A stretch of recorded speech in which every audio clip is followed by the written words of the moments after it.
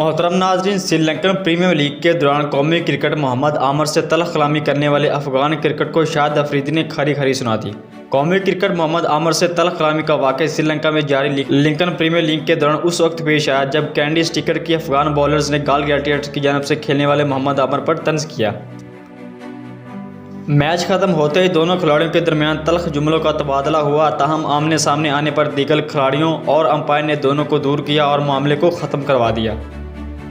Match के बाद दोनों टीमें आपस में मुसाफा करने लगी तो नवीन अल हक के करीब आने पर शाहिद अफरीदी की मुस्कुराहट गुस्से में तब्दील हो गई और अफरीदी ने नवीन अल हक को घूरते हुए कुछ कहा, जिस पर अफगान खिलाड़ी खामोशी से आगे बढ़ गया।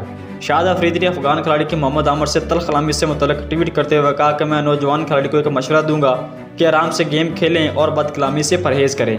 शाहिद खान अफरीदी ने कहा कि अफगान क्रिकेट टीम में मेरे बहुत से दोस्त हैं और हमारे तल्लुकात भी खुशगवार हैं। साथ खिलाड़ियों और हरीफ टीम की इज़्ज़त करना खेल का बुनियादी असूल है।